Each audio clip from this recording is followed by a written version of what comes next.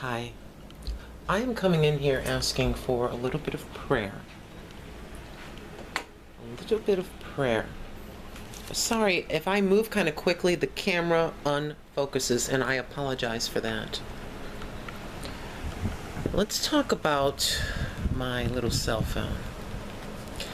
Many of you may giggle at my little cell phone. It's kind of worn out and whatever, but it does what I need it to do. I don't need anything fancy. I need to be able to make a phone call. That's what I need to do. So, what happened is when you open it up, the screen is blank. I cannot see text messages. I cannot see who's calling. And on the other end, we can't see who's calling. So, she's on her way out. So I had to do something that I did not want to do. I did not want to do this. And in order for me to do it, I had to make a phone call this morning, which allowed me to go here, and I think the total is $40-something with a $6 fee, so that some sort of a warranty or something. I figured $6 wasn't that much. So I was forced to get this thing.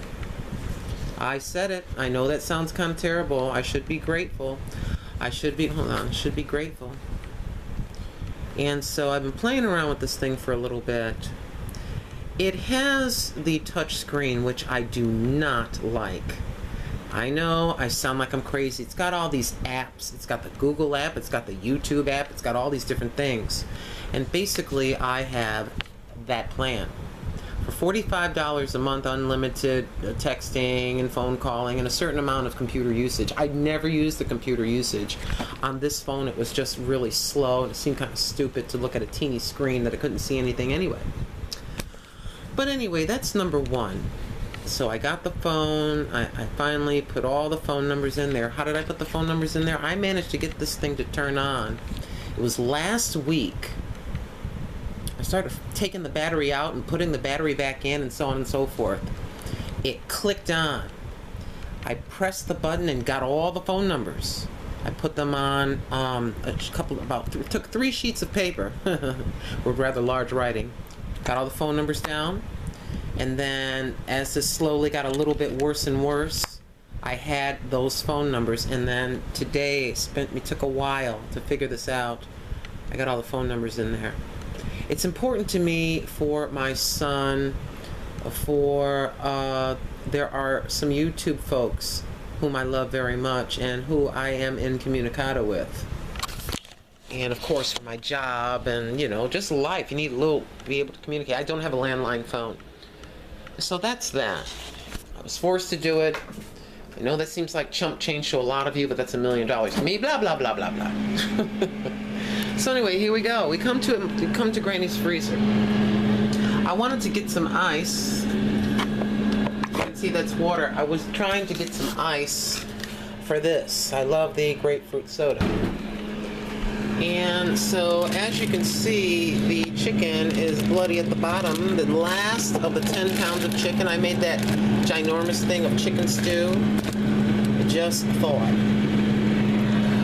The cooked chicken stew that was left over in this little container here, just sliding because the motor is running, but warm air, a little bit warm air is coming out.